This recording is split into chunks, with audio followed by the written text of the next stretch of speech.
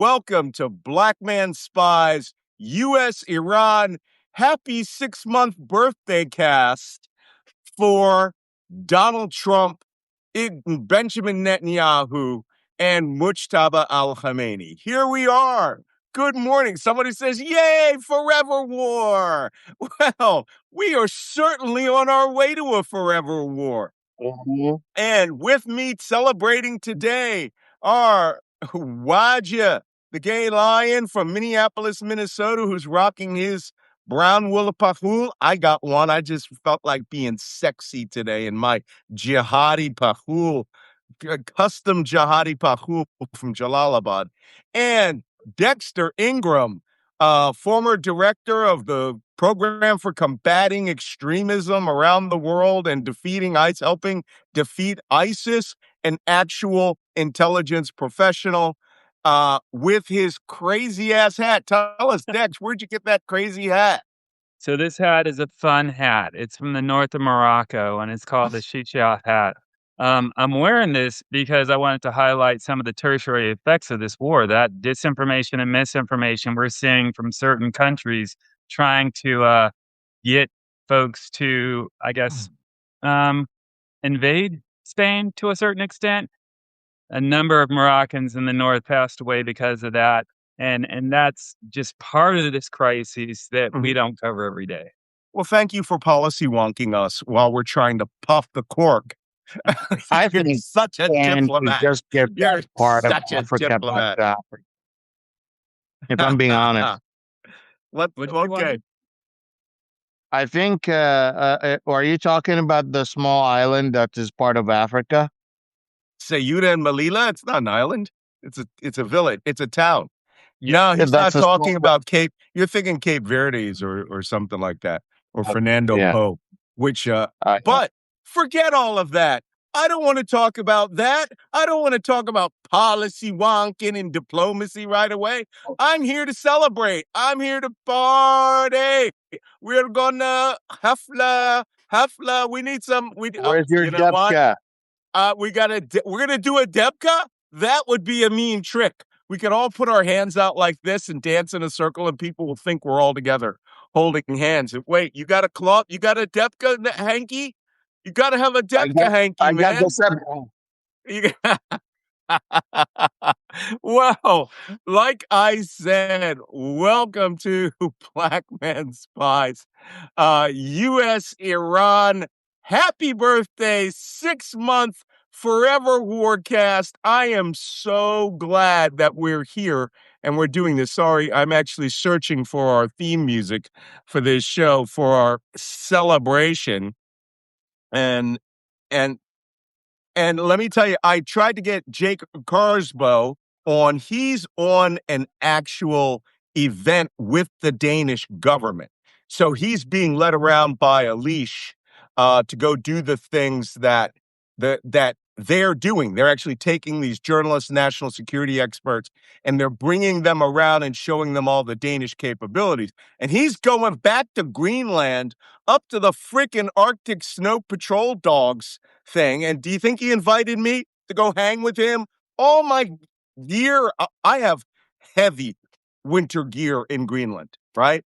I have literally, just all of my bunkering gear, which could take me down to minus 30 easily in Greenland. All I got to do is bring my boots. I'm breaking in my boots right now, my Arctic snow boots and the over boots. I don't know if you know, but Malcolm asked Jacob several times to take him there.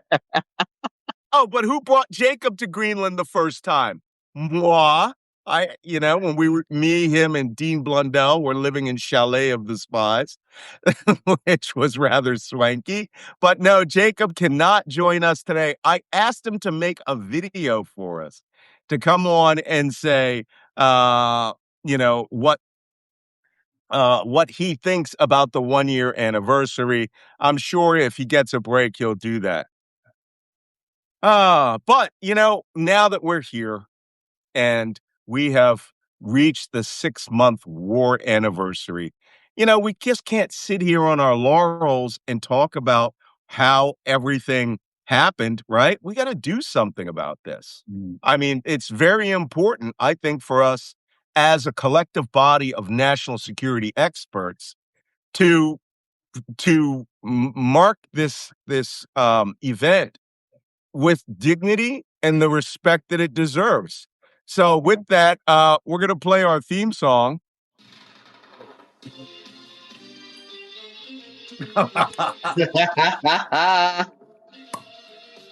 Pop the cork. We're going to do some day drinking.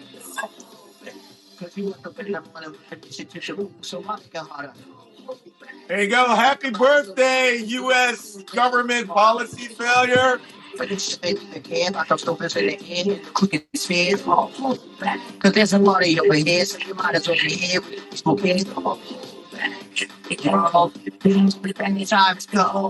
Okay. Well, by the way, that's from the Kasbah of Algeria. That is the Chemical Brothers. Don't hold back. This actually the name of the song is Galvanize, but it's got the best Arab riff in there on the planet. I tell you, and it for a technically techno EDM dance song.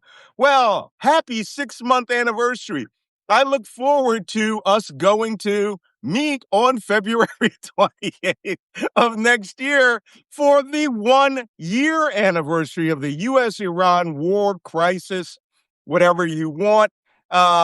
Oh, somebody says they couldn't hear that. How can you not hear that? Could you guys hear that through my speakers? I could hear There's a it. set It wasn't loud. because there is a denoiser built in with the Substack software. Oh, there is? So yeah, Oh, so like as soon as you play things in the background, it it tries drops to it down? That's yes. terrible. That's terrible. And they shouldn't do that. They should allow that.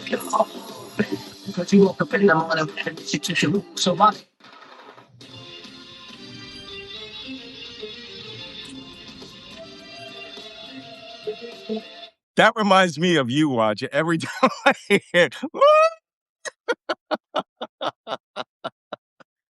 I go, that's why just chill. Algerian juggalo kids doing parkour. I'm telling you, that video has got it all. I love that video from the minute it first played. You know, Well, Arabic rap culture has taken off. I don't know if you know that, but yes, it it's a has. Yes, it has. You guys don't mind if we sit here and indulge in a little day drinking. I'm having a Bellini because I thought champagne, let's save the champagne for the 1-year anniversary or the official end of the war. So that ain't going to happen. So, anywho's, Wajeeh, your beverage of choice is a cup of hot green tea in your genie mug. Oh, your U.S. Embassy Riyadh mug. yeah, but it's a mocha. Actually, I made myself a mocha. Well, you should because since that town got hit again, that's at the bottom of my Yep. list for today. Mocha's getting hit every day. You know, Yeah. we got to get out to Mocha before it falls. Oh, okay. Well, as I stated, we are. Whoa, that was an accident. If I could, I would make that our theme song, right? But I would have to write to the Chemical Brothers and YouTube would pull it down because I don't have copyright and all that stuff. So, well, again, happy 6-month invasion day, guys. Hey, at what would be high noon Iran time, 6 months ago on February 28th, Israel launched 60 ballistic air launched ballistic missiles at a compound in Tehran where they killed the Ayatollah Khamenei, Ali Khamenei, and his immediate family, senior staff, leading generals and commanders of the IRGC, and critically wounded Mujtaba al-Khamenei, his son, but Yeah. killed Mujtaba's wife and his daughter and his dad.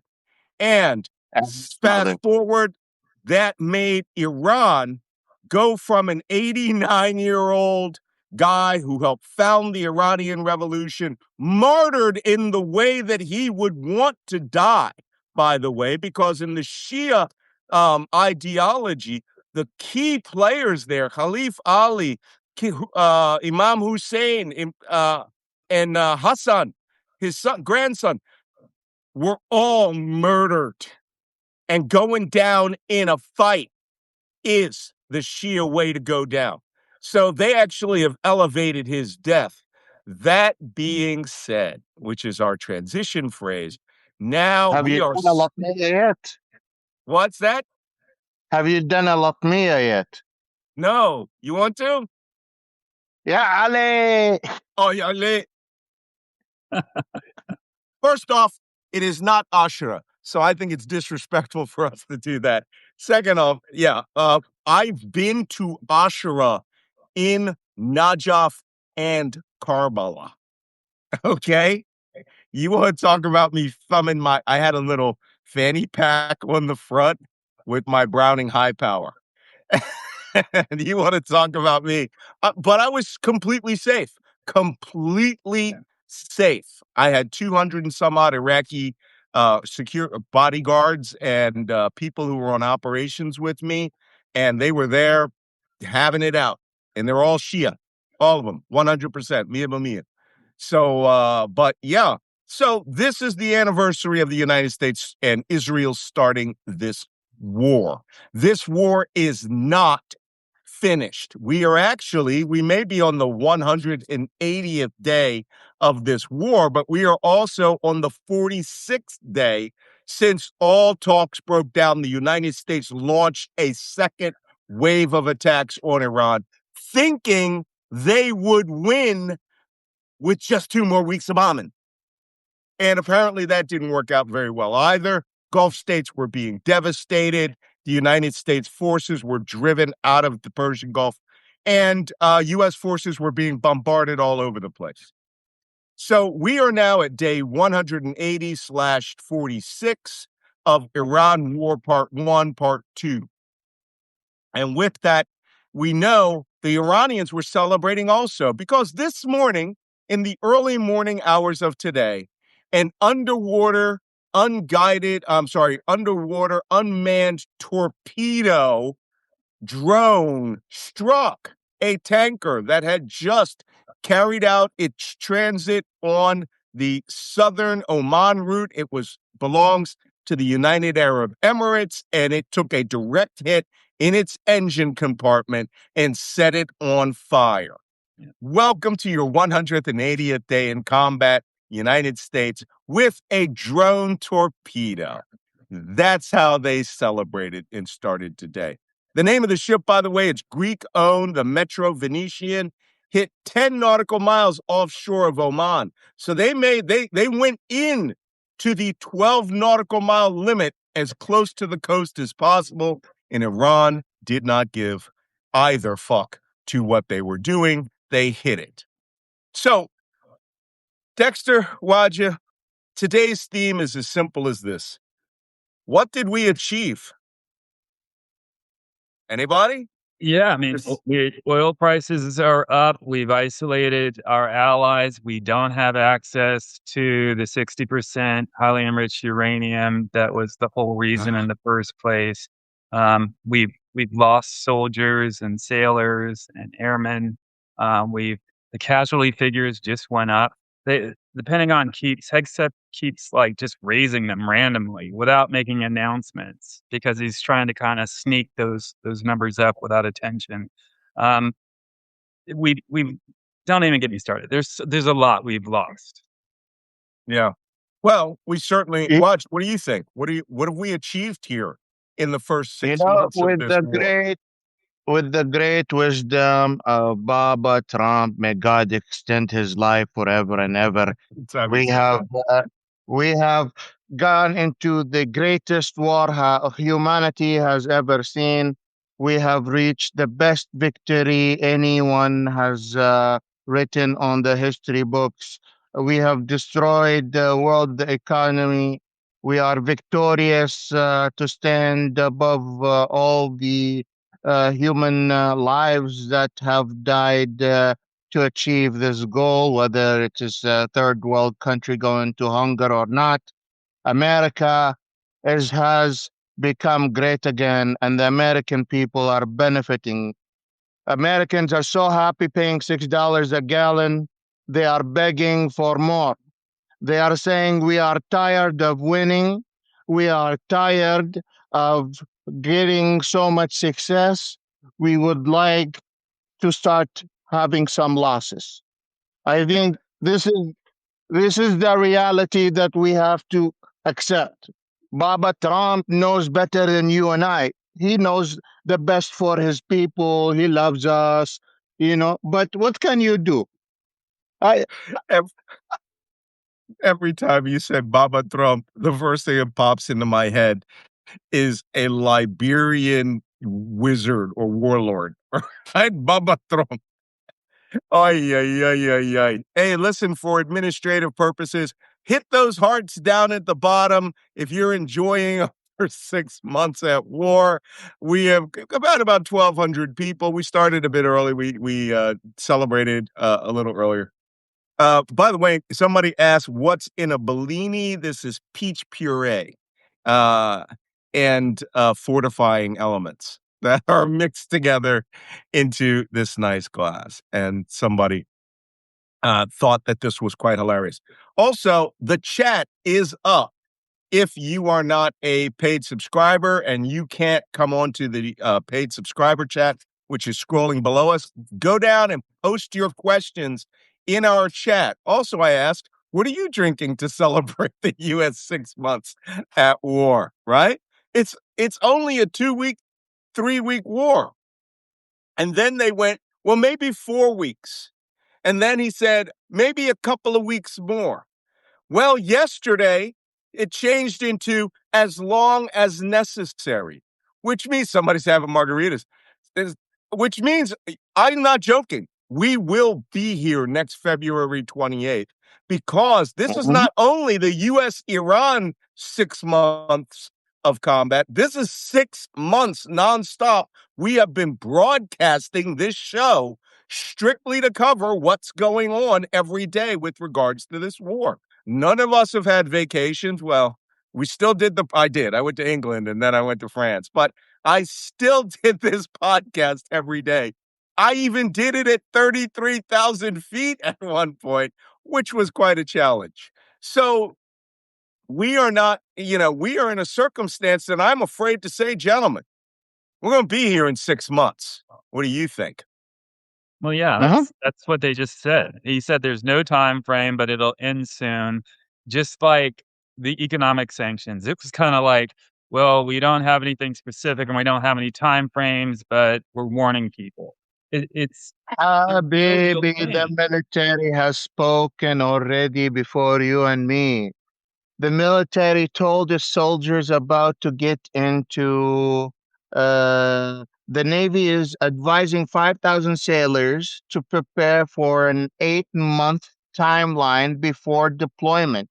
The USS Theodore Roosevelt will depart in the upcoming weeks for a mission officially lasting at least 7 months. This is Yeah. They're official. Like, warning them in advance that we used to do 6 month rotations with the Yep, carriers. When you say 8 months, first off, a lot of guys are going to get out this week. They're not staying in for yeah. 8 months, and even though you're all getting the ribbons, right? The Trump War Medal, the Trump Mediterranean War Medal, the Trump Red Sea War Medals, Bronze Star, the Trump Indian Ocean Bronze Star. This is crazy. Dexter, you were in the Nav. You understand that we all want to go to war. Let's just be honest. When you're in the military, you want to go out and do your job. But, now we're talking now a Trump deployment is trumped up. You got to be 8 months to a year. And I think they're probably going to be thinking a year because as far I've seen the carrier rotation from the Naval Institute, we don't Mhm. have jack shit ready. No, We got, no. what do you say?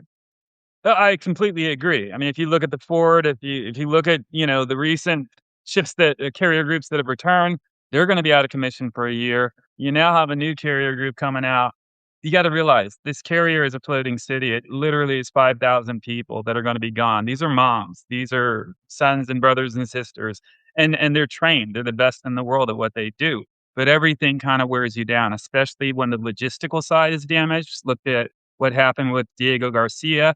We used to have access to the Middle East. We used to be 100 miles away from different ports.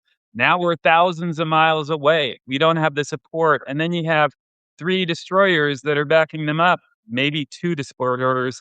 Each has about 300, 330 people. Again, these are real people. And while they're amazing, they're human. And so the time Mhm. away affects them, morale.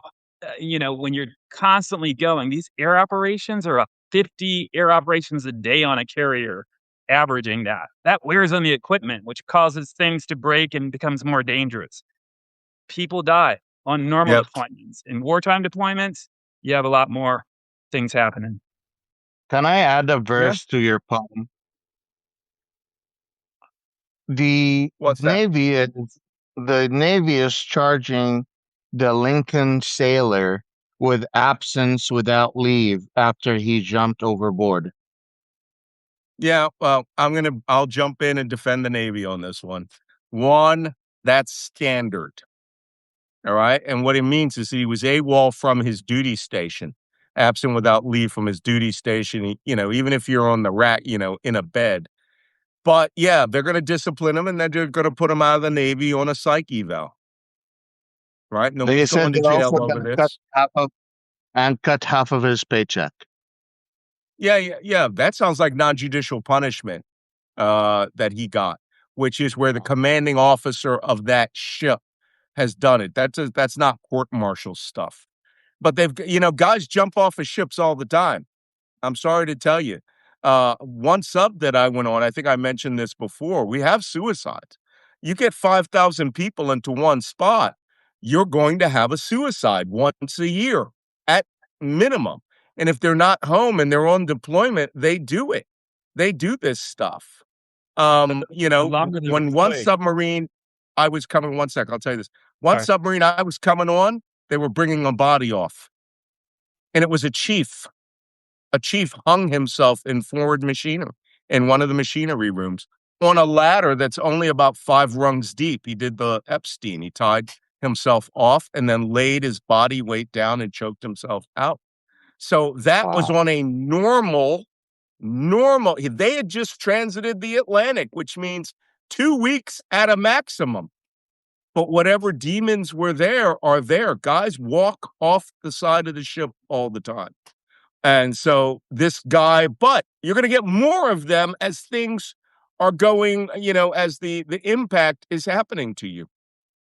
But by the way, they will have to bring him to Fort Belvoir for psych evaluation and de-stressing. They're going to have to do a lot of stuff to him before they can kick him out of the Navy. And somebody mentioned they're going to give him a bad conduct discharge. Nope, you can't. They can out process him for psych reasons, but he's not been court-martialed. He's been given punishment by his immediate commander, where they can't kick you out of the Navy, but you can see half pay for 60 days or something like that. His wife is this is what his wife thinks. Like, she describes the incident as a suicide attempt, stating, It was. I think they're insane for doing this to people who need mental health. This Mhm. His wife thinks, instead of the military pushing people after the military, this is what the U.S. soldier family members are saying. This is not the first time I'm hearing this. They're saying the U.S. military is pushing the U.S. soldiers to the limit until they break, and then when they break, they're being punished instead of like being taken care of. And that is confusing for a lot of people. And that's confusing to me too, as well. I would love to hear you guys both chiming into that. I was gonna say that, it's unfortunate because the military, you have discipline. You need discipline. When somebody jumps overboard, that upsets the whole readiness of the group. You have resources going to get this person, and I think times are evolving. When I was younger, when Malcolm was younger, we really couldn't talk about the things that were affecting us mentally. If I would have my doctors write me things and saying, "This isn't gonna go on your record." There's PTSD, there's depression. Those things are being more and more recognized now, and they need to be. They're important. There should be certain VA benefits tied to them. I hope the soldier gets the help or the sailor gets the help he needs. And he served, he put in the work, but there is a disruption piece, and you need discipline. So it's a tough balance. Yeah. Um, and they're gonna have to give him mental health care, and they will probably get him out, and he's probably going to get disability because I'm sorry when you go Oh, to the left, sure. when you. By the way, in case you guys wonder why we keep people on the tail end of the ship, it's to watch to make sure trash is being thrown overboard properly, to make sure a ship doesn't collide with us, to watch out on the horizon, but most importantly, that someone doesn't walk to the end of the ship and keep walking, right? And whenever we hear a splash on the right side of the ship or the left side of the ship, and almost always in the middle of the night, Yep. right? We we tell people you're not allowed to throw trash over the side of the ship except at designated times, and it has to be logged in a logbook and who bought the trash and how much trash. Then you have permission to throw it after everyone's been notified that a bag's going in the water. So if we hear a big heavy splash in the middle of the night, we behave as if a person has walked off the side of the ship. When I was in the PG at one time, Persian Gulf at one time, we were at we weren't at battle stations, but we went to battle stations because it was the fastest way for the captain to account for every person on the ship. And we didn't know what it was, right? It was a guided missile cruiser. Somebody walked off the bridge wing, just decided not to be there. And we had to spin around, and we had a frigate with us, and the frigate got them, right? Because they have watchers who are looking at us too, and they just look for the big sploosh in the water. Fortunately, there was moon. But this happens all the time. However, most importantly, the operations tempo of this war has achieved levels of disability of the U.S. Armed Forces that is just going to be unmatched. We have shown the Iranians and the world our limits. One, here's the first limit. We have zero strategic patience. None. Americans, I used to think that we had a short attention span. We have a horribly short attention span. If things don't go awesome for us and remain awesome, we turn on it very quickly. And to prove that, I have a chart that was posted today about, let me turn this around, about the favorability ratings of all of the U.S. major wars, even World War II. People turned on it before D-Day, So this war, the Iran war, is now officially the most unpopular war in American history. And let me get my little pointer out for you, my Jacob Carswell Memorial. Do I have? I don't have a screwdriver. This is World War II. That chart starting at 95% approval. And that is in its first 500 days. But as it went to the 1,000-day mark, it started to go down. You had Pearl Harbor, which is bad, but you had national fervor. Then you had Midway. And then 1943, the grind into North Africa, 62% by the time we liberated Europe, right? A lot of people weren't enthused. Here's the Gulf War, which I thought was an extremely popular war I was in, right here. Starts at, I don't know if you can see that, starts at 57% and goes down over time. But that war was really 60 days. It was a 60-day war. It took us 6 months to move most of the U.S. Army to the Gulf states and assemble that coalition. But that war went 45 days, technically. 30 days of airstrikes and 15 days of ground combat and sustainment and securing, and it was over. And I had a grand old time while I was there. But let's look at this. Right here, down here at the bottom, see that? This war started unpopular. The war started at minus 13%. And now it's at minus 32% flatlining. And we haven't even gone 6 months. The Vietnam War was more popular over time than this war, the Vietnam War, where we lost 58,000 soldiers and men and women. So this is the most unpopular war in American history. And propaganda fella has putting it right down in the chat because it's the stupidest war we ever started. The stupidest war. This war should not have been fought. It shouldn't have been launched. Last year's Operation Midnight Hammer was so badly fucking thought through that if it was actually going to be done, one, you would have done it with this campaign, not as a standalone, what did Trump call it? The 12-day war. He wanted some amazing thing. He thinks that he's now on par with the 1967 war, that the Israelis did, the 6-day war. They fought 4 countries simultaneously and destroyed all of their armed forces in 6 days. That's a war. But Trump had it in his head. He thinks he's Genghis goddamn Khan and that he was going to have this amazing war and he was going to get it done in no time. 6 months out, it's minus 32 points underwater.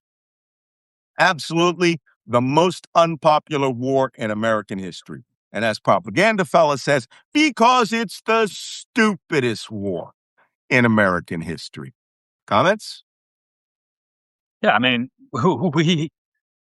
we're not taking this as seriously as we normally would. I mean, look at the capacity picture, right? Iran uses its proxies, these terrorist organizations, as part of its foreign policy. We haven't had a National Counterterrorism Center permanent director since March. We haven't had an Army Chief of Staff since April. Think about that. Since April. What we've done is promoted people like Hunger Games. And if you look at the folks that are trying to take his place, they're telling him to do things like stop reporting on the Kid Rock investigation, right? So you have an Army general or chief of staff who's doing the right thing, obeying the rules, and then politics get involved and he gets dismissed. And that's been happening across the board. Dozens of leaders in the military. If you look at DHS, there's no national threat advisory in a year. In a year, we're actually at war. And you have to think about the domestic piece to this, right? We have Iranians attacking our critical infrastructure through cyber networks out there. We are working to stop that, especially at the state and local level too. But no threats are being announced. The FBI has diminished capacity. DHS right now has stopped all their prevention funding, things that would, work with folks, especially domestically, to make sure they don't attack us. And then you got to look at the domestic piece to it. There are cells here for Hezbollah, for Hamas, for, Iran in general.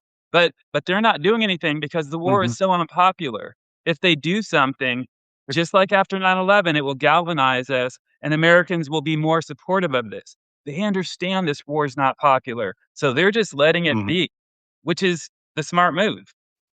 You could almost hear the discussion in IRGC headquarters where their battle force commander comes up and goes, we have all these assets in place in Europe near American military bases in the United States. What should we do? And he goes, go make me a fucking cup of tea.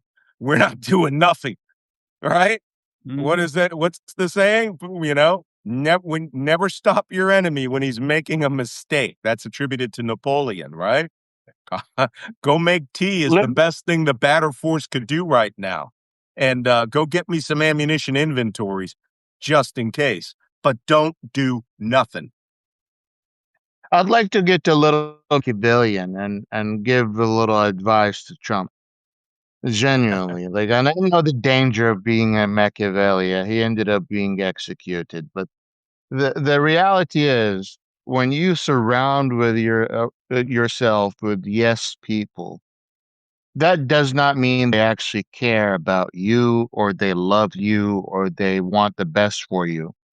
That just means they fear you enough to always say yes. And the main problem with that is you always will get screwed over. Whether you get wrong numbers, wrong statistics, wrong information, wrong directions, wrong guidance, all of the above. What has happened is Trump has literally isolated himself from the world, not just the American people. He has surrounded himself with people that will print him his own version, an interpretation of the world should be run as a side fact or side alternative. What he used to call it in his first election, Alternative facts. alternative Alternative facts. facts. Yeah, he used to be very about that, but now instead of having to preach that to the world, he just wants his alternative facts being given to him by some of the people around him. So you have his girlfriend now printing all of his paperwork and making sure that he gets all the whatever is acutely said about him. And in the same time, so he thinks his whatever decision he comes with is always correct. And the problem with that is, oh, are soldiers ready to serve for another 180 days? Oh, yeah, Mr. President, of course. They are made out of steel. These are American soldiers. They're the strongest people in the world. Like, they're human at the end of the day, but like when you literally a billionaire and you don't know how to do the basics for yourself, you don't pay your bills, you don't do shopping, you don't take your car to get it fixed, you don't know what it means to be a regular person. And then in addition Of to that, you put more layers where you what? isolate yourself further and further. You're literally creating your death sentence because that is how people turn against you. This is how the Very Saudis true. have been losing. All the monarchs before him lost. This is an advice to every single monarch. You don't want people around you that just say yes. Yeah. Well, that's the nature of a dictatorship or aristocracy or an autocracy, is that it feeds the ego. And this guy, I don't understand. I'm going to tell you something straight up. I know we talk about this from time to time. We discussed this yesterday.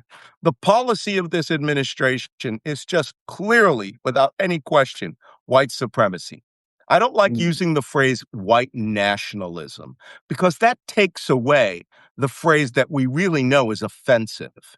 And what's offensive is the concept that people, as on the basis of their color of being Caucasian, are better naturally in positions, education, thought processes than any person of another color. Mhm, And that is the operating system of this administration. And the only women and blacks that can come into that network are those who affirm that for them. mhm, Hence, the chairman of the Joint Chiefs of Staff, all right, cannot be black.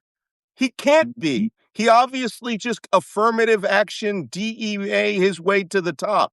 That guy was an Air Force general. Did you say you interviewed him or you interviewed the Army Chief of Staff, Dex? I interviewed Um, 4-star Army Gary Brito. yeah, General Britta. But, who was the chairman of the Joint Chiefs, the Air Force guy? This guy had something like 150 combat Yep. missions under his belt. you know, hundreds of combat missions. And that's the first thing you evaluate an Air Force person on, right? And from Mhm, there, you just go up. And he went through every review board, everything, right? And showed, and as I know, as you know, as Waj knows, we have to be 100% more better mhm, what do they say? You got to work twice as hard to get half as far, which means to get equality, you got to work 3 times as hard to get to that level of equality. And, I remember one day I was put in charge of a division we called the leper colony. And I write about this in my book. I had excelled in submarine special operations, whatever it is that is, right? And I went on a mission and I told the truth about an event that happened. And my own division officer and department head back in Spain worked to put a knife in my back over it. And you know how it was, I can't tell you what it was, But, well, let's just say we were somewhere we shouldn't have been, and somebody saw us. And you know how I got out of that? The International Herald Tribune newspaper had a photograph of us. I mean, me telling them the facts, the truth, latitude, longitude, depth, course, speed meant nothing to them. It was, get that fucker out of there. He's screwing us up. We look bad to the submarine force. Facts are facts. They're hard, difficult things, right? Um, and these guys, they put me in another division with their rejects. We called it the leper colony, like that bomber in 12 O'Clock High, right? You know, if you guys ever want to see what is considered the finest leadership movie ever made, where every category of leader is shown, and it shows how even leadership corrodes itself and the toughest commander can be broken down. It's the World War II movie 12 O'Clock High. I'll tell you, I quote that movie left, right, and center, right? Because it's just absolutely, a good example of how, you can start out with great intentions and end up a burn bag, and people burn out. But anyway, I got put in charge of this department, they called the leper colony, and it was rejects from all over the command. These people were actually the best at what they did, but they were not the get along to, go along to get along guys. And I was just, when I went through them and evaluated them, I was like, you guys are actually awesome. It's like the fucking Avengers of my command, but they're the people who would open their mouth and say, hey, this isn't the best way to do that. And I remember we had a second class female petty officer, and we finally sat and talked to her. She leveled with me and the division petty officer one day and said, my department head asked me out for drinks in town, and I didn't go out with him. And Wow. this happens. She performed so well, I got her meritoriously promoted to first class petty officer. Do you know how hard that is to do? That is exceptionally hard to do. Because you know what? I already gave everybody medals, but their excellence was needed to be recognized and paid for. And I had other people like, those are just a bunch of burn bags. Yeah, okay. That's the way you think. We look at excellence amongst ourselves and think that's how it's supposed to be. But because she was a woman, because she had an expected role, and that role was to be plaything of the stars. And they got rid of her out of her department just because, they didn't want her around if the boss wasn't going to be able to go out for drinks with her. I looked at her, I was like, someone dropped a diamond in my department, and because it was, covered with dust, they thought to get rid of it. We've got to do much better than that. Now, why am I going into this? Because the Trump administration is nothing but the single most incompetent group of Peter Principle, WDEI hires in the history of the United States. None of them are competent. I'm going to say it right now. Not one of those people is competent to manage a fucking Arby's. And Arby's has higher standards of hiring, by the way. Trump couldn't get hired at Arby's with felony convictions. But here we are, and your lives are being impacted by it.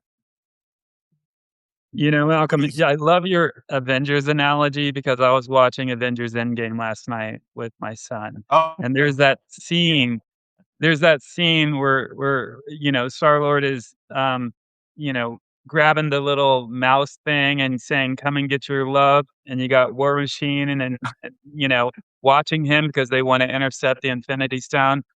And Star-Lord just thinks he's the coolest thing in the world. He's singing, come and get your love. He's dancing. And they look at each other and they say, so he's an idiot. That's Hegseth. When that line hit, it was like me going, Hegseth thinks he's so cool. He's singing, come and get your love. I'm badass. And everybody else is looking at him, especially a black man. Well, okay. Says, so he's First off, no, Hegseth is not Star-Lord. Okay? Because Star-Lord actually kept achieving his missions and had goodness in his heart. All right. Hegseth is somebody, from the other side. He is an incompetent lackey who has been put in charge. To tell you the truth, a better analogy would be he'd be one of those orc commanders from Lord of the Mm, Rings, but not the big guy with the spiked arm, right? He'd be one of those little sniveling ones that comes up and he goes, "You must take that gate."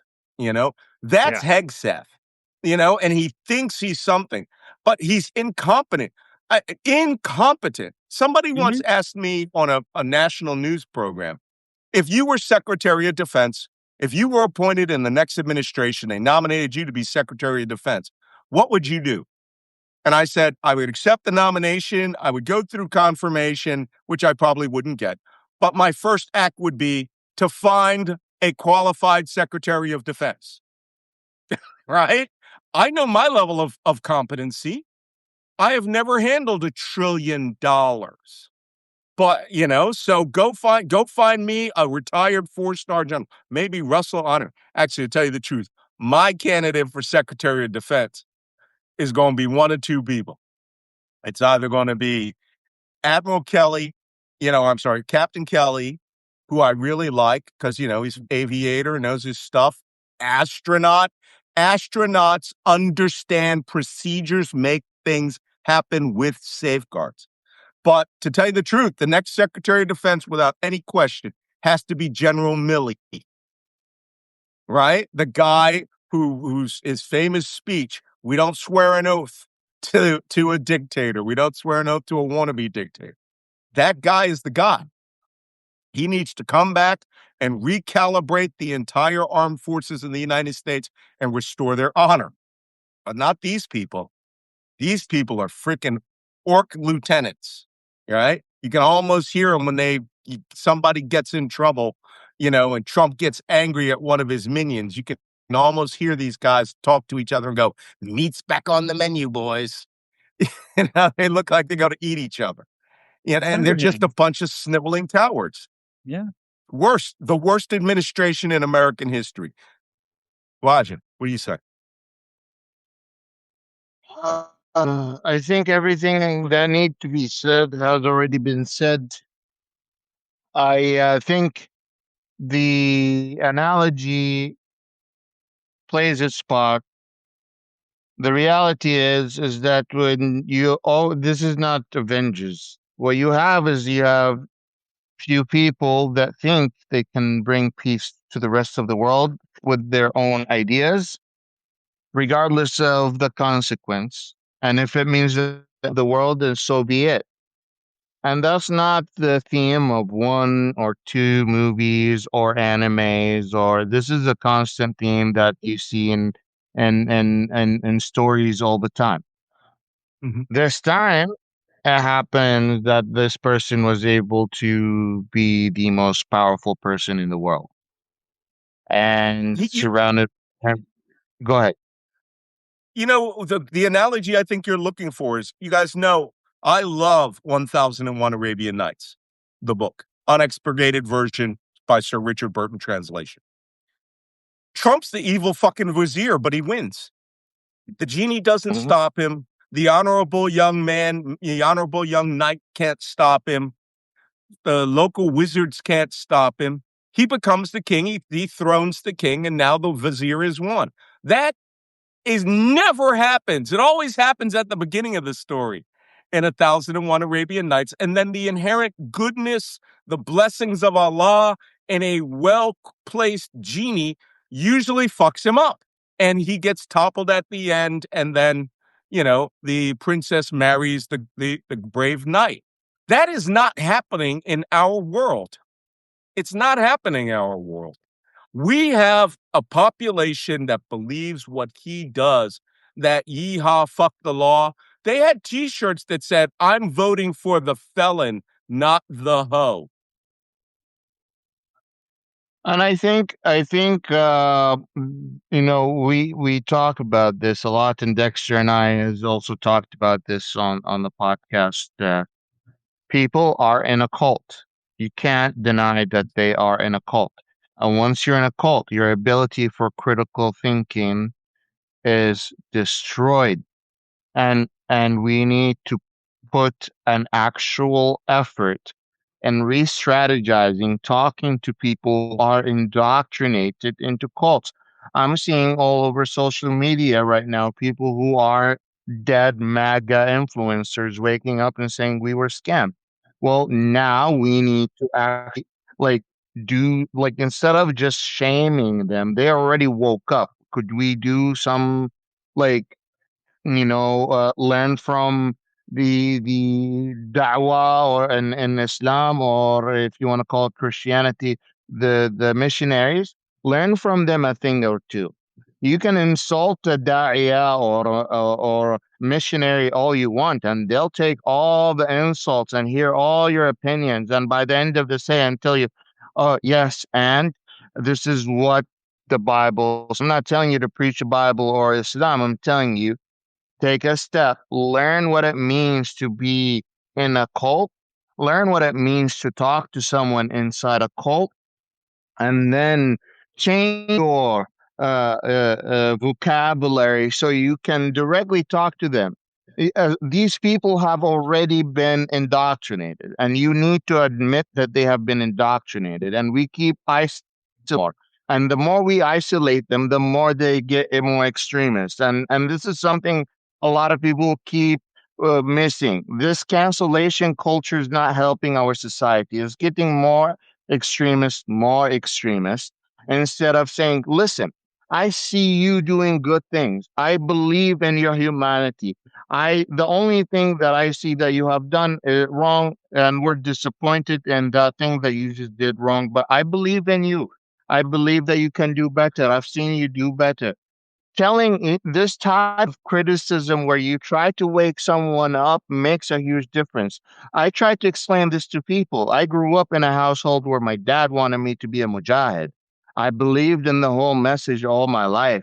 But when I was in high school, I was in an English class where I was asked a simple question about whether you support same-sex or not, because it was not even legal at the time. And of course, I stood up and said, "No, of course not. Islam forbids that." And there was a foreign exchange student from Europe, and she just stood up and had a debate with me. The dialogue didn't go well.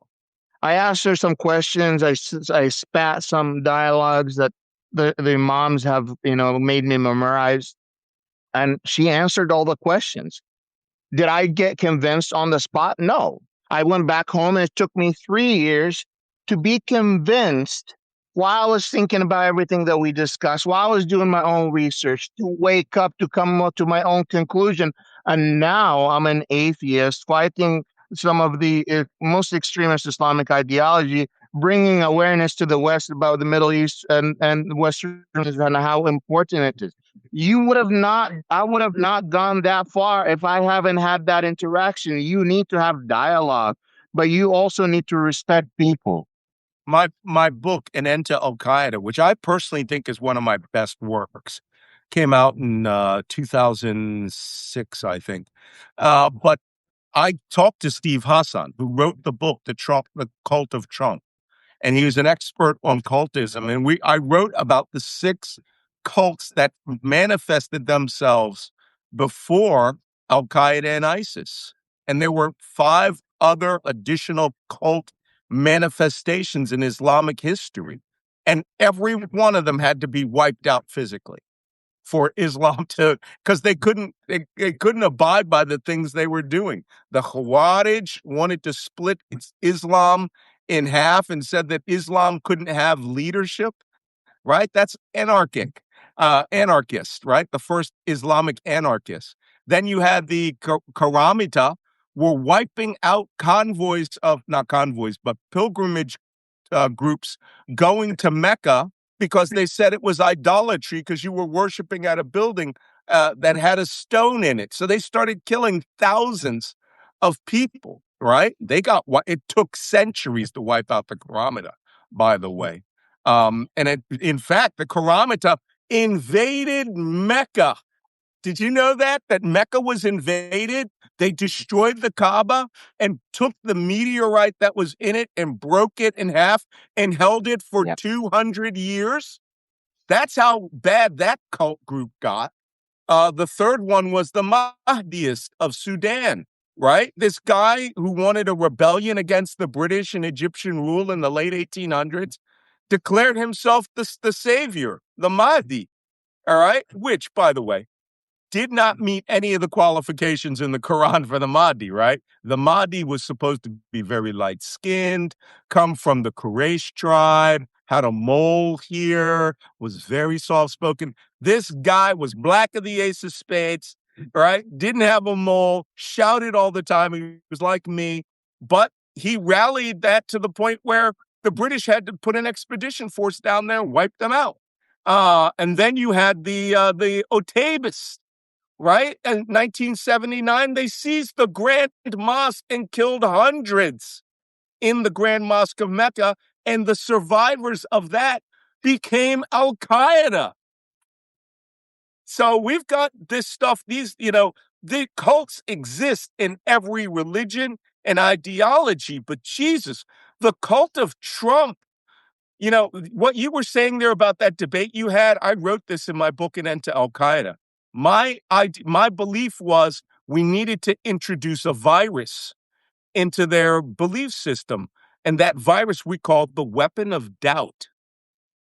You have to make them introduce a subject in such a way that when they're alone, they start to doubt their own beliefs. And I wanted the Saudis to work with us to tell them that they were becoming shaitaniya, that they were performing evil, not good Muslims. And the Saudis were like, we can't tell them that. Only God can tell them that. And we were like, yeah, no, but you can explain it.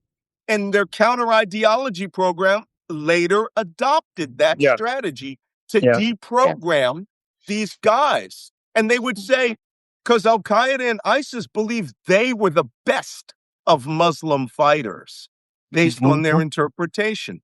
So, bottom line, the cult of Trump and this war is part of the cult, but I think the cult is starting to break because Trump's at 32% approval.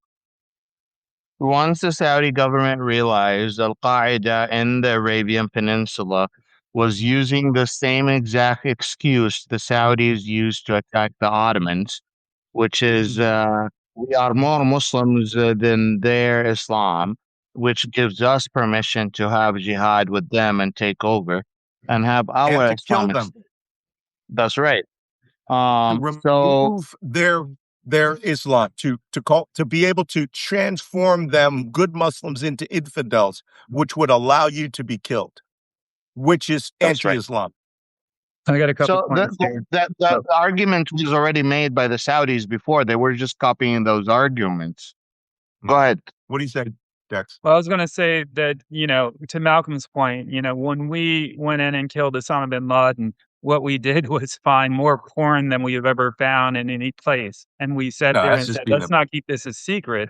Let's let people know Saudi. who he really was. Well, that was part of the information campaign too. That was kind of shining lights on who this so-called leader was, preaching one thing, doing something different. And then to Wajeeh's point, you're 100% right. I've worked with former neo-Nazis. I've worked with former ISIS. I've worked with former MAGA, all kinds of folks out there. That reintegration, rehabilitation piece is huge because you can't arrest your way out of it. You can't shoot your way out of it. You need to work with people. And the reality is the rest of the world is doing that.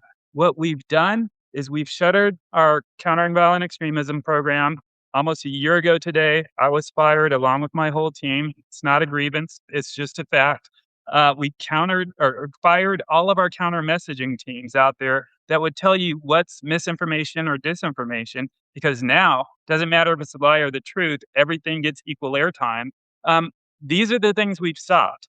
And it's important to work with folks that have different ideologies, that have different understandings, they have grievances. There's a neo-Nazi out there who says, immigrants are the problem or the reason for all my problems. Manosphere, women are the reason for all my problems. If you look at ISIS, it's the West. Working with them, talking with them, educating them, understanding them, that's what brings them to your side. not shooting and arresting all the time. Well, bring this back to MAGA because I think the Iran war is now the inflection point Yeah. where we can finally talk to those people. Now, the hard line is there's going to be dead enders. Okay. Don't forget, Nixon at his worst had a 30% hard line approval rating. Those people didn't care whether he murdered children. And at this point, we got a guy who's arguably, there's evidence that he may be involved in the largest pedophilia ring in the history of the United States for rich people, and there's still 32% approval on this guy.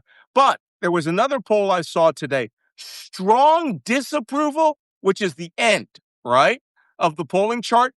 57% of Americans strongly disapprove. Strong approval was 17%. And for a very long time, Trump was in the 40s over strongly approves. So that tells us that the Iran war has shifted the mindset of the American public because one, we don't have any patience, and two, it's all risk, no reward, right? ARNR. So why or should the American public have to pay for this? And they're spending like drunken fucking sailors. Having been a drunken sailor, I know that that's not a good thing, right? To go out and come back with an empty wallet. We've destroyed in 5 minutes $250 million of fucking aircraft because someone wasn't smart enough to land and test the ground for whether those aircraft could actually land and take off. $250 million. You don't hear anybody saying we shouldn't have done that. We shouldn't have lost that money. Nope, they don't give a fuck. Get our one airman out. They did that to look cool. They could have done that with 2 helicopters. Like they got the first pilot out, 2 helicopters flying around with guys with rifles shooting. JSOC or Special Operations Command just wanted to do a cool fucking mission. And it's all Hegsephian, right? It's Has not just dudes with guns that look cool. it's not just the war with Iran. I mean, Trump really took his mask off in the last 2 weeks for a lot of the MAGA crowd. He introduced foreign meat. He increased the tariffs on some of the most essential imports people in the Midwest needs from Canada, and those things that our farmers are dependent on. He deported all of the farmers' workers, whether they are legal or not, and that literally is degrading his base of support. These farmers have a lot of money, even though they're not the richest people in the world. They do have a lot of money, but they live on margins of small margins of benefit. They are also have not they were you know hoping to sell a whole bunch of soybeans to China. And because of what Trump did, all of these soybeans have not been sold for a long time. So a lot of decisions that Trump has made that over this first 1 year only, but this is only the first year, everyone. There's like 3 more years of this situation. Like, I don't know if you know, but like we're still got 3 more years of this type of situation. But Yeah. farmers said enough. Some of the people that read, and that's the thing that we keep saying, Americans don't give a damn until it hits their pocket. Yeah. Yep. And it now has hit their pocket in a big way. I just find it fascinating how Fox News and Elon Musk and all the rest of them convinced the American public, convinced as many as 5 million Democrats not to come vote. Because don't forget, Joe Biden won that election in 2020 by 81 million, and Kamala Harris only got 76 million votes. It's also all these Right? comedians in the manosphere, the Joe Rogans and all Oh these yeah. guys Well, out there influencing young people that don't have much direction and they kind of fall for anything. Oh, well, that shows the gullibility, fallibility of Americans. Yep. Right? And it's our biggest problem is, to be quite honest, we're stupid. And I'll say that shit straight up because my job as a chief was to make sure that stupid motherfuckers did not get past me. Right? My job was to keep an eye on the dumbest sailor that we had. Right? And then make sure it wasn't infecting other people. Trump is the dumbest sailor we've ever had. He is incompetent. He's a pathological liar, the single most documented liar in American history. That's empirical. That is a fact.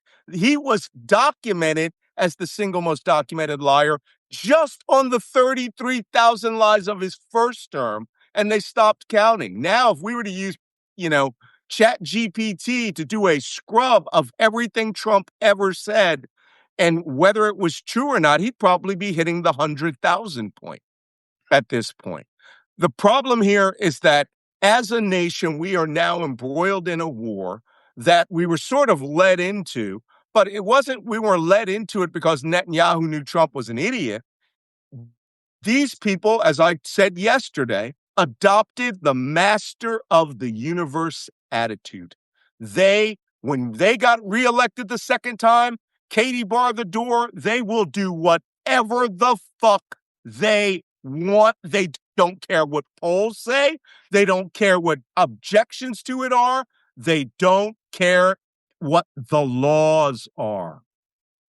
And here we are, starting right now, where it's 6 months. And for them to go and say, was it Marco Rubio to say, we're in a different war. That's not the same war. That war ended. No, the Geneva Convention says that when conflict starts and you are in a state of exchanging fire, the the state of conflict exists until there is a formal armistice, right? That's why we're still at war with North Korea. Technically, on the books, we are at war with North Korea. So this war is going to, I'm afraid to say it, the way Marco Rubio was talking yesterday, no kinetic strikes will occur till after the midterms, which means you're going to fucking want to do a kinetic strike. And then Iran's going to do this hit you, close things for 2 weeks thing, then talk, then negotiate, then hit you again, and then close the straits for 2 weeks. Oh, there's a month. There's 2 months. There's 3 months. That's how we got to where we are. Mhm. Crazy. All right, one last question before we go to questions. Marco Rubio was asked yesterday by a journalist. He had made comments to the effect the day before, the reason we went to war, because if Iran was attacked, they would immediately come after us. If they were attacked by Israel, then they would immediately come after us. So we had to join Israel to preemptively attack Iran. And then Rubio almost immediately said, I never said that. I was asked that question yesterday by another journalist. And she goes, yeah, it was me. I asked you that, you dumbass. And then he flip-flopped again.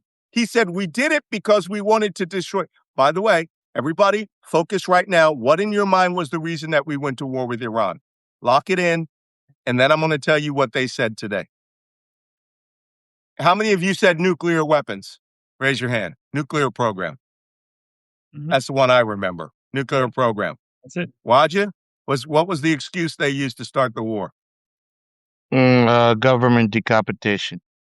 Yeah, that's what their objective was. But I heard nuclear Yeah. program. They were out to stop the nuclear program. Marco Rubio said it was to remove their ballistic missile capabilities. And it's like, wait, what? Bitch, you didn't mention that at all. It was like number 3 on the list of things you wanted to get done. Number 1 was reduce the nuclear weapons program. Number 2 was to get rid of terrorism and their leadership and their proxies. Number 3 was to remove their ballistic missile and drone manufacturing capability. And number 4, the one that always gets me, was the destruction of the Iranian Navy. which you did, but they're still attacking ships and have tighter control over the Strait of Hormuz without a navy than they did with a navy. They're pulling the full Ukraine on the Strait of Hormuz right now. A nation with no navy is destroying your navy and your commerce. So Marco Rubio flipped again yesterday, said it was about ballistic missiles, which I think he needs to say because now the Gulf states have been devastated by ballistic missiles. Just war because of Israel or because of Trump or both. What do you think? Why did we go to war? I think that, when somebody can be manipulated pretty easily, and, eh, Netanyahu's a smart man, even though he's not he's not I don't think he's a good human on any level. I don't think he's a good leader on any level. I think both of them had domestic issues. This got kind of distracted from, um, and and to be honest, you're right. The highly enriched uranium, 60%, 1,000 pounds of it almost. That was the reason because they were so close to getting a nuclear weapon. The reality is they were still pretty far away. Now we have no control over that. We have no idea where it is. The IAEA and the UN don't have access to it. All of these things kind of factor in. But yeah, when you can be think about this. Think about why we're so friendly with North Korea. Why are we so friendly with Russia? Why are we having issues with Ukraine?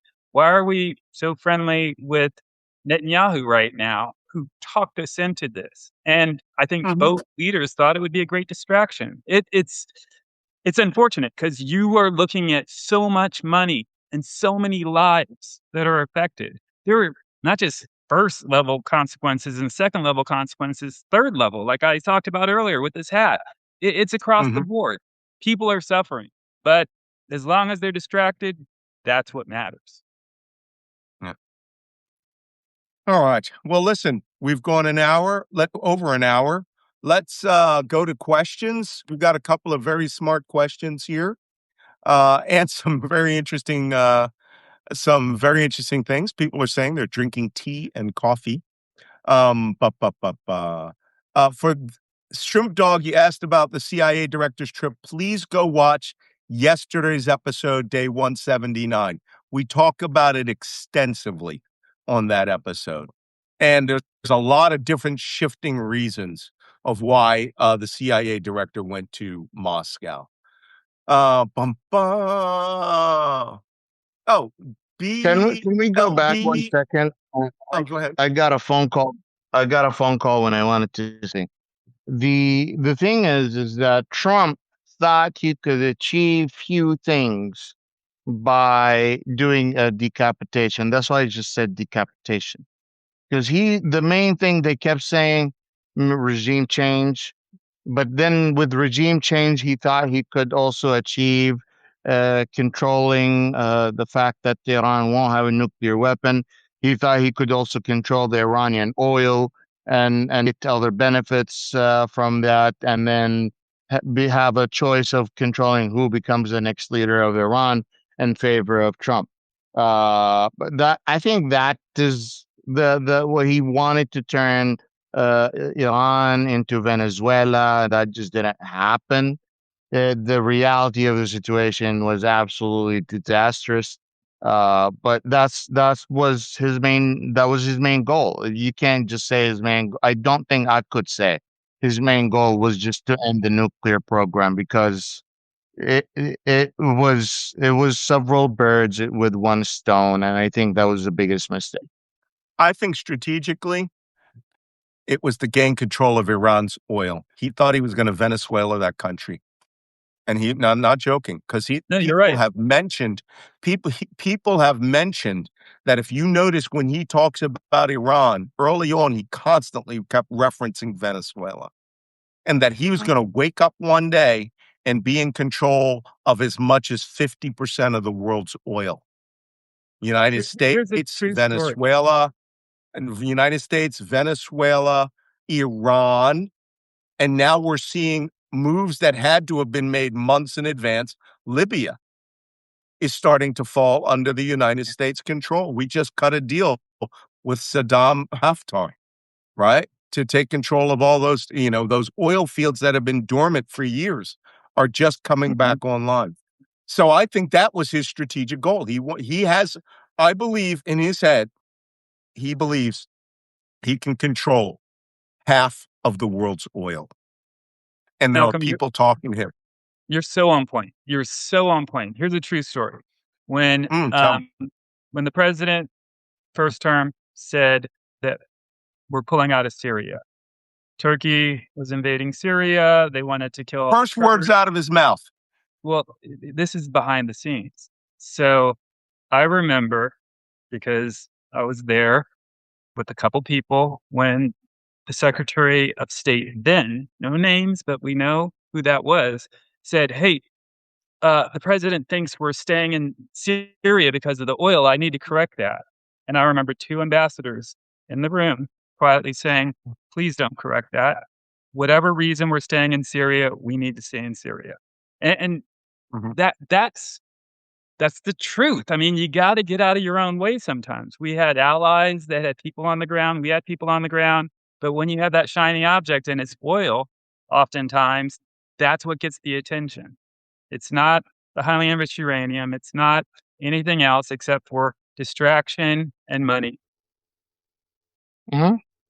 Yep. Yeah. Absolutely right. It also may explain very easily why suddenly we are Syria's bestest friend, right? You have the Mhm. Omar field. You have this other massive field. What is it? Shafir, which is near Palmyra. These are some of the biggest oil fields, untapped. Syrian oil was always a tiny little trickle of oil under the Assads.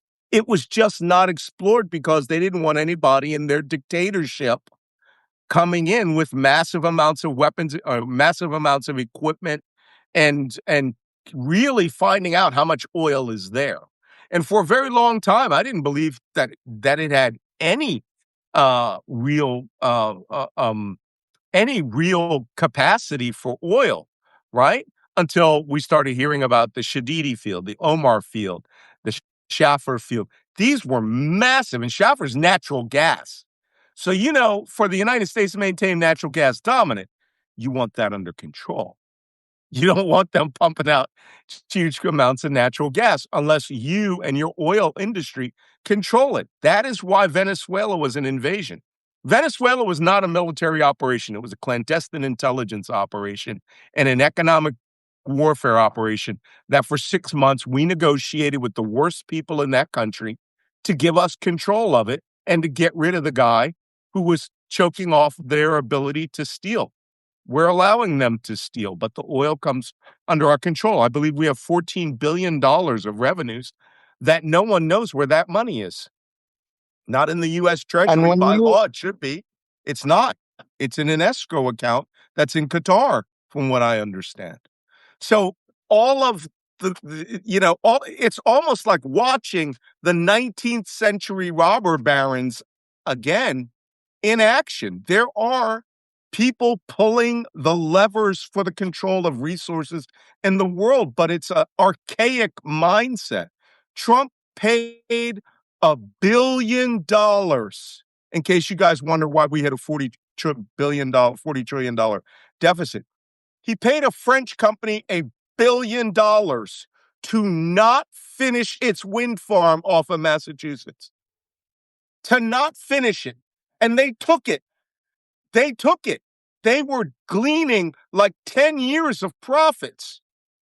And they know that in 2 or 3 years, they're going to be allowed to do that again. They're just taking his money. He's put the U.S. government and Justice Department out to stop all solar projects in America. He's mentally ill.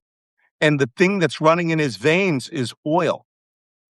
And he thinks that he's going to, that this is 1944, 45, and that he's going to now take the largest natural resource in the world. I mean, he's also rebuilding coal how plants. could So, he think that while we're running out of oil?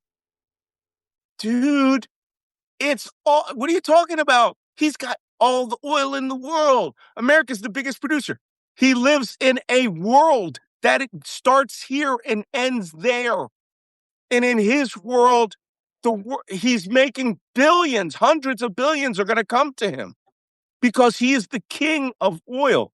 And to tell you the truth, it does not happen. We have all these propagandistic shows like Landman and all these other movies and TV shows showing the sort of slightly dirty but necessary guys who need to fight for the industry, right? When in fact, the movie, the one popular point of fiction you should be pointing at, right, is what's the name of that movie? God, Deepwater Horizon. You want to see what the oil industry is really like? Deepwater Horizon, that platform that blew up. That movie, I don't get scared in movies, right? There's only two movies that have ever made me go, holy shit, I do not want to be anywhere near there. Saving Private Ryan, right? And Deepwater Horizon. That is scary as fuck. That thing blew up, and it was because they did not want to meet the industry standards on that well, capping that well. And they were seeing all the signs of trouble, and they were like, no, we're not going to do that. Fuck you. And the thing blew up, right? Disaster, an ecological disaster on America's southern coast, to which people actually at this, even now, deny happened. So we're not going to solve this problem today, but everything we're talking about stems from this war. On ending, I already answered the questions. I'm going to show you guys a picture that I thought was interesting. This is going around the internet today describing the United States' relations with the world. We are crashing the Tea Party, dressed as a clown, eagle clown, with our number one best at everything button. Well, everybody else just looks at us like we're a clown. And that's where we are. This is that, if I could say anything, this picture symbolizes the 6-month mark at this war. That's us. I have a song that matches that for you. Yeah. Is it the Canadian trade war song? Oh, shit,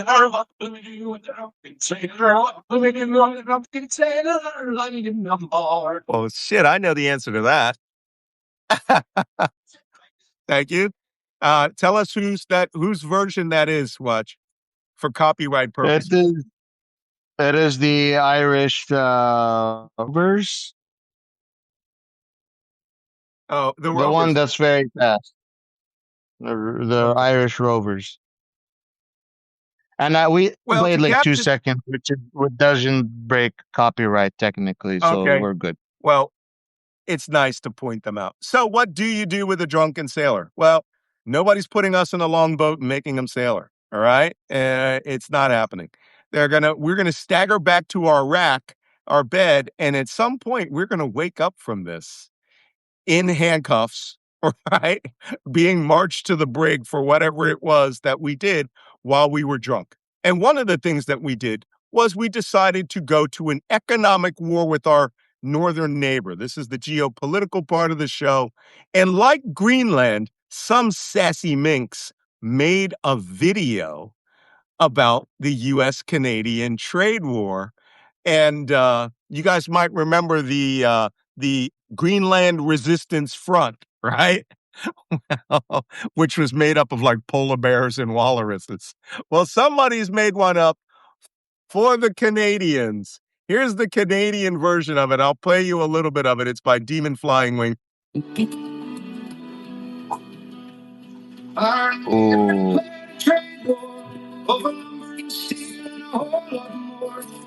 Came signed by an orange hand, trying to take whatever they can. Thought we'd fall without a fight, just carry on and stay polite. Instead, we rally side by side. The Canadian resistance comes alive.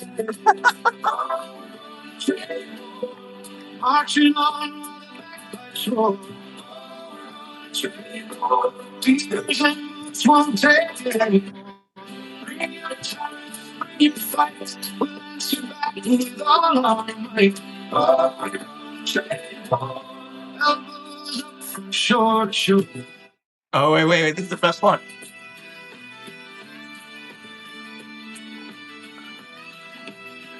I want the link to that. All right, the beavers on the bagpipe does it for me, right? Okay. Send me the link, please. I'll put it in the chat, the group chat. Oh my God. This is where we are. This is where we are. 6 months at war. This is where we are. And my favorite part, the chicks handing out the Tim Hortons coffee and donuts. The only thing missing from that video is a reference to poutine. I didn't see it. Maybe I have to watch it a little more closely. Let me see if I can. I'll find that link. Susie Rizzo put that up on Twitter. Copy the link. I'll put it. Oh, I can actually download that video. I'm going to download that video. Yeah, the beavers, man. Beavers on the bagpipes. You know your shit's fucked up then. So, thanks for coming to this 6-month U.S. at War episode of the U.S. Iran Warcast. I'm glad, look, we had almost 2,000 followers. I'm glad we could have this discussion. Jacob Carsbo is going to make a video for us, and I will post that and put that up. Go to the group chat that's going on right now if you have commentaries on this. I posted the video for the Chemical Brothers Galvanize video as, Algerian teen juggalo parkour. You can't get that just anywhere, right? And in the Casbah of Algiers, too, right? Dex, you been to the Casbah? Yeah, You of course had I've to. been to the Casbah. I mean, come on. I want your job just for the travel benefits.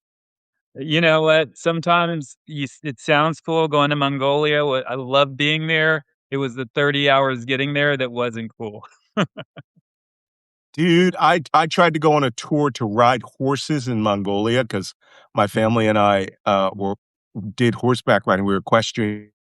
When I was living in the United Arab Emirates, every day I would ride at the royal stables. And man, they were like, you cannot be heavier than 180 pounds for these horses, the Mongolian ponies. And I was like, are you shitting me? Everyone's got to be, You know, so I was Genghis going to Khan, lie and say I was 79. Genghis What's Khan is that? the one who kind of created that, that horses riding for hundreds of miles and getting information and intel to where it needs to be in record time, putting roads together. Like, there's so much ingenuity and things that started throughout history all over the world, and Mongolia is an amazing place. So definitely. Definitely need to get out there. Again, I just want your travel budget. All right. Guys, if you're watching this, the 6-month anniversary show, you are watching it on YouTube as a recording. Please subscribe. You don't have to pay anything on YouTube, but please become a subscriber. We're trying to hit 250,000 subscribers. We're at 180,000 now. And come over to Substack, to malcolmnance.substack.com. You can watch it live every morning at 9 a.m., apparently for the next 6 months to come till we reach the 1-year anniversary of the U.S. Iran War. Thank you, everybody, for coming to this episode. For those of you who are worried about my day drinking, this is actually peach and it's non-alcoholic. So, sorry, I cheated. It's the non-alcoholic Cipriani Bellini, but it's delicious. I've had my peach juice fortification for the day.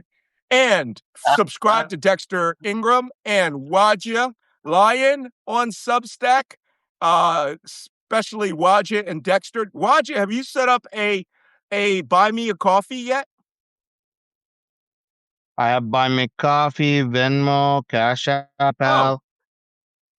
Buy me coffee is the best place to get those donations for your visa lawyer. So Dwaj is getting his citizenship and he needs the ducats. It's $3,000 to apply and $3,000 to pay the lawyer for the application. So, all right, guys, take care. We will see you tomorrow on 6 month. I'm restarting the clock. 6 months plus 1/47. So we now have multiple levels of this war we have to recount. So take care. See you all tomorrow. Thank you all. Thank you.